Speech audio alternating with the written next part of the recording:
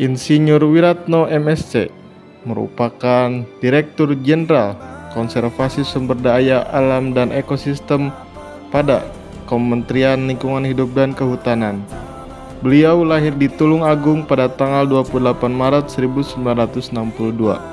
Beliau menamatkan sarjana dari Fakultas Kehutanan UGM pada 1998 dan Master of Science dari ITC Belanda di bidang survei terpadu dan pengembangan sumber daya alam. Lalu pada tanggal 16 Juni tahun 2017, beliau dilantik menjadi Direktur Jenderal Konservasi Sumber Daya Alam dan Ekosistem sampai dengan tahun 2022. Nilai berorientasi pelayanan, Pak Wiratno mengembangkan kebijakan kemitraan konservasi, yaitu memberikan akses kelola kepada masyarakat yang lahannya sempit untuk diberikan hak kelola, dan masyarakat juga diberi kewajiban untuk membantu pemerintah dalam hal menjaga kawasan, mencegah perburuan, dan mencegah perambahan kawasan.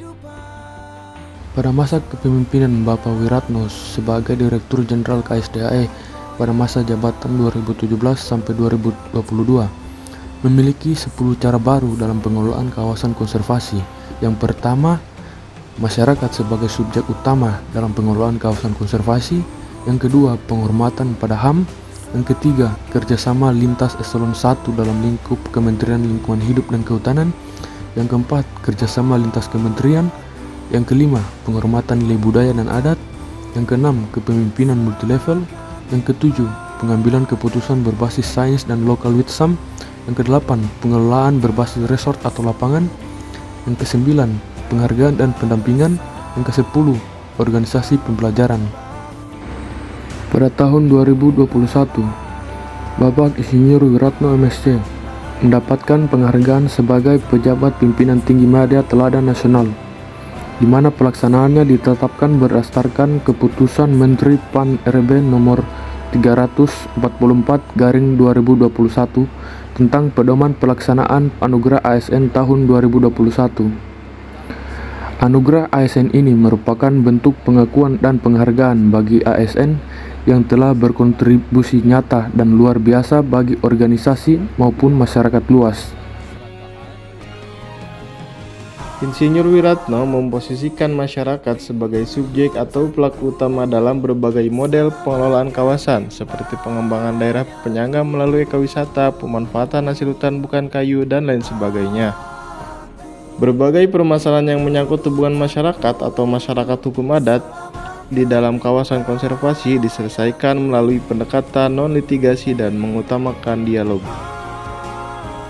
Dalam keloyalitasannya dalam bekerja, beliau seringkali menulis buku. Ketika beliau mulai dari menjadi Kepala Balai Taman Nasional hingga menjadi Direktur Jenderal Konservasi. Konservasi menjadi bagian dari upaya Kementerian Lingkungan Hidup dan Kehutanan dalam menurunkan laju deforestasi di Indonesia.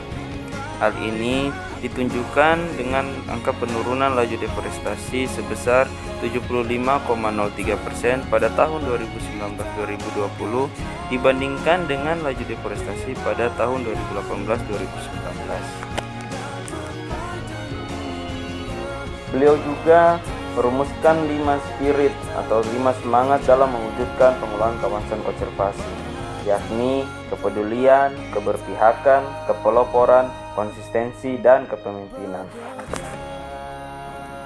Nilai kolaboratif yang beliau lakukan adalah membangun kerjasama lintas eselon 1 Kementerian LHK, salah satunya dengan Ditjen PSKL, yang dapat memberikan akses kelola hutan kepada masyarakat di desa sekitar hutan. Selain itu, beliau membangun kerjasama dengan kementerian lain seperti Kementerian Desa Pembangunan Daerah Tertinggal dan Transmigrasi, Kemendagri, dan Kemeninfo agar dapat dicapai sinergitas dan keterpaduan program sejak dari tahap perencanaan, pelaksanaan, monitoring, dan evaluasi.